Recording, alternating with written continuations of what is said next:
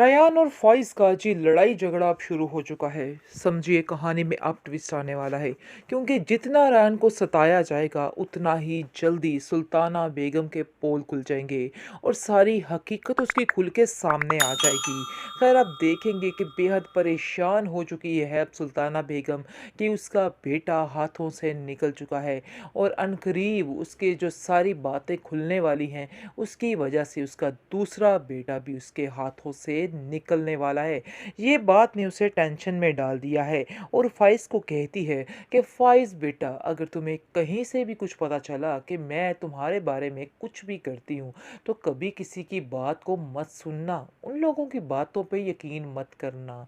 तुम यकीन मानो कि मैंने ऐसा कुछ भी नहीं किया है, मेरा कुछ भी कसूर नहीं है। लेकिन ये हरीम बाज नहीं आएगी, ये रेयान को भी अपने साथ मिलाएगी और फिर सारे सिस्टम ख़राब करवा देगी, क्योंकि इस औरत ने इन दोनों मियाँ बीवी का भी दिमाग भरा हुआ है, जिसकी वजह से ये लोग उसी की साइड ले रहे हैं। आगे से फ़ाइज़ कहता है कि आप बिला वजह क्यों परेशान हो रही हैं? मैं हरीम की बातें नहीं सुन के उनकी बातों पे यकीन किया, तो मैं इन लोगों की बातों को कैसे सुनूँगा? मुझे बिल्कुल भी यकीन नहीं इन बातों का, मुझे आपकी बातों पे पूरा यकीन है, क्योंकि जो कुछ भी हुआ सब कुछ आँखों देखा था। इस पे तो शक करने वाली बात ही नहीं बनती। आप बिल्कुल भी परेशान मत हों। हरीम को मैं जानता हूँ कि उसी ने ही गलत किया है, इसलिए बिला वजह आपको परेशान होने की और अपने आप को कसूरवार ठहराने की कोई भी ज़रूरत नहीं है। ये बात मुझसे बिल्कुल भी बर्दाश्त नहीं हो पा रही है। इस पर उसकी माँ कहती है कि मुझे तुमसे यही उम्मीद थी कि तुम ऐसा ही करोगे, लेकिन यकीन मानो कि दुनिया जो है पता नहीं क्यों मेरे पीछे हाथ धो के पड़ चुकी है। दुनिया को छोड़ो, मेरे अपने घर वाले ही मेरे खिलाफ खड़े हो गए हैं। पता नहीं वो लोग तो मुझे अपना दुश्मन ही समझ मैं अपना अगला मंसूबा कौन सा बनाऊं जो कामयाब हो जाए। वो बहुत ज़्यादा गुस्से में आ चुकी है और लाइबा से कहती है कि देखो लाइबा, तुम्हारा भाई क्या हाल कर रहा है। पहले एक बेटे ने मेरी ज़िंदगी तबाह की, अब दूसरा भी अपनी बीवी के राह रास्ते पे चल रहा है। जिस पर लाइबा कहती है कि आप ये बातें छोड़ क्यों नहीं देते, उनको अपनी ज़िंदगी में मगन रहने दीजिए और जो लोग वो कहते हैं उनको करने दीजिए। आखिर कब तक आप उन पर इस तरह से हुक्म चलाएंगी, कब तक आप ये सारी बातें उनसे ऐसे कर बनवाती रहेंगी। अब आप ये अपना इख्तियार छोड़ दीजिए। जिसको सुनकर वो कहती है कि नहीं, मैं अपना इख्तियार कभी नहीं छोड़ सकती और ना ही हरीम जैसी लड़की इस घर में दोबारा वापस आ सकती है। लेकिन हरीम उससे बात नहीं करना चाहती। हरीम चाहती है कि वो अब उससे अलहदगी ही तस्वर करे, यानी कि अलहदा होना ही बेहतर है, क्योंकि वो जान चुकी है कि हर चीज़, हर रिश्ते का ख़राब करने का ज़िम्मेदार सिर्फ़ और सिर्फ फ़ाइज़ ही है। और फ़ाइज़ को उस पर इतना तो यकीन करना चाहिए था। वो उसको दुहाइयाँ देती रही कि तुम मेरे पे यकीन करो, लेकिन फ़ाइज़ ने उस पे यकीन नहीं किया, बल्कि उसको झूठा कहा और वहाँ से जाने के लिए कह दिया। ये बात कभी भी हरीम नहीं भूल सकती है और हरीम अपने भाई से कहती है कि मैं कभी भी इस ऐसे इंसान के साथ अपना रिश्ता नहीं रखना चाहूँगी जिसकी वजह से मेरे माँ बाप को तकलीफ़ पहुँची हो। और मुझे तो छोड़ो, मैंने तो चलो उसको माफ़ कर दिया, लेकिन उनकी वजह से मैं कभी भी उसे माफ़ नहीं कर पाऊँगी। जिस पर उसका भाई कहता है कि फ़ैसला तुम्हारा अपना है, मैं तुम्हें कभी भी मजबूर नहीं करूँगा, तुम बेफ़िक्र हो जाओ, मैं तुम्हारा हर मामले में साथ देने को तैयार हूँ।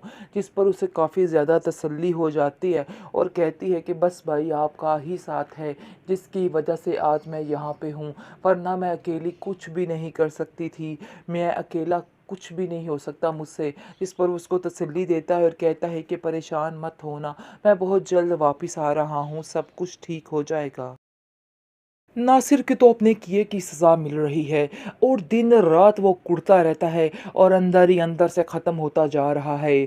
बहरहाल अब देखेंगे जी, काफ़ी ज़्यादा टेंशन में आ चुकी है हरीम, क्योंकि हरीम को समझ ही नहीं आ रही कि वो किस तरफ जाए। अब उसके पास एक नई ज़िंदगी है और दूसरी तरफ एक बीता हुआ कल जो उसे हर वक्त तकलीफ़ देता रहता है, वो उसके लिए तकलीफ़ बन चुका है। जैसे ही फ़ाइज़ हरीम से कॉल के बात करने की कोशिश करता है, है। तो हरीम अपने बाप से कहती है कि मैं इसके साथ बात नहीं करना चाहती हूँ, बस ये बात एंड है। क्योंकि हरीम जो है वो चाहती ही नहीं है कि वो उससे बात करे, इसलिए वो अपने भाई से कहती है कि भाई मैं अब इससे बात नहीं करना चाहती। जो कुछ हमारे बाबा के साथ हुआ है, हर चीज़ का ज़िम्मेदार ये इंसान ही है और इसकी वजह से ये सब कुछ हुआ है। मैं कभी भी ये बात नहीं भूल सकती हूँ। इस पर उसका भाई इसको तसल्ली देता है और कहता है कि हरीम तुम परेशान मत हो, सब कुछ ठीक हो जाएगा, परेशानी वाली कोई बात नहीं है। मैं तुम्हारे साथ खड़ा हूँ और तुम्हारा साथ देने को तैयार हूँ। लेकिन जी बहुत परेशान है हरीम, क्योंकि हलीम हो चुकी है बिल्कुल अकेली। लेकिन फिर भी वो बंदा जो उसकी लाइफ में आ गया है वो उसका साथ देने को तैयार हो जाएगा और उसको कहेगा कि तुम परेशान मत हो, मैं हर तरह से आपका साथ देने को तैयार हूँ। कहानी में आज जो आगा नया ट्विस्ट, बहुत ही मज़े की कहानी होने वाली है, क्योंकि अब फ़ाइज़ की आंखों में वो आंसू नज़र आएंगे जो उसने हरीम की आंखों में डाले थे। जी खैर, ये तो हो गया फ़न, किया तो उसने ऐसे ही है। अब सुल्ताना बेगम जो है वो अपने रोने रोने के लिए तैयार हो जाए, क्योंकि अब लाइबा का जैसे ही रिश्ता होगा तो उसकी ज़िंदगी इस तरह से बर्बाद होगी जिस तरह से उसने हरीम की ज़िंदगी बर्बाद करनी चाहिए। इस चीज़ को तो उसको अंदाज़ा ही नहीं है। वो सोच रही है कि पैसे के बलबूते पे वो हर चीज़ ख़रीद सकती है और हर दुनिया की चीज़ उसकी मुट्ठी में है, लेकिन वो ये नहीं जानती कि वो तकदीर से हार जाएगी और वो हाल होगा उसका, क्योंकि हरीम की आह ने सब कुछ बदल डाला। लाइबा जो अपनी ज़िंदगी में खिलखिलाती हुई नज़र आ रही है आपको, इसका वो हाल होने वाला है, क्योंकि हरीम के साथ इन लोगों ने बहुत जुल्म किया, बहुत ज़्यादतियाँ की हैं। फ़ाइज़ को आहिस्ता आहिस्ता मालूम होना शुरू हो जाता है और वो उसकी कमी बेहद महसूस करता है, इसलिए वो बार बार कॉल करने की कोशिश भी कर रहा है हरीम को। लेकिन उसकी माँ को इस चीज़ का पता नहीं है और वो समझ रही है कि वो उसको भूल चुका है हमेशा के लिए, लेकिन ऐसा हरगिज़ नहीं है। वो उसको बार बार कॉल करता है, लेकिन हरीम उससे बात नहीं करना चाहती। हरीम चाहती है कि वो अब उससे अलहदगी ही तस्वर करे, यानी कि अलहदा होना ही बेहतर है, क्योंकि वो जान चुकी है कि हर चीज़, हर रिश्ते का ख़राब करने का ज़िम्मेदार सिर्फ़ और सिर्फ फ़ाइज़ ही है। और फ़ाइज़ को उस पर इतना तो यकीन करना चाहिए था। वो उसको दुहाइयाँ देती रही कि तुम मेरे पे यकीन करो, लेकिन फ़ाइज़ ने उस पे यकीन नहीं किया, बल्कि उसको झूठा कहा और वहाँ से जाने के लिए कह दिया।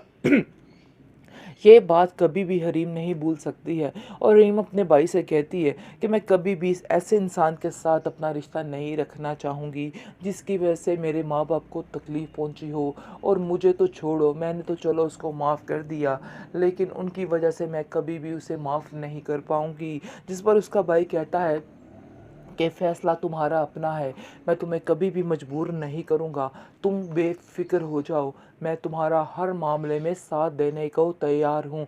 जिस पर उसे काफ़ी ज़्यादा तसल्ली हो जाती है और कहती है कि बस भाई आपका ही साथ है जिसकी वजह से आज मैं यहाँ पे हूँ, वरना मैं अकेली कुछ भी नहीं कर सकती थी, मैं अकेला कुछ भी नहीं हो सकता मुझसे। इस पर उसको तसल्ली देता है और कहता है कि परेशान मत होना, मैं बहुत जल्द वापस आ रहा हूँ, सब कुछ ठीक हो जाएगा।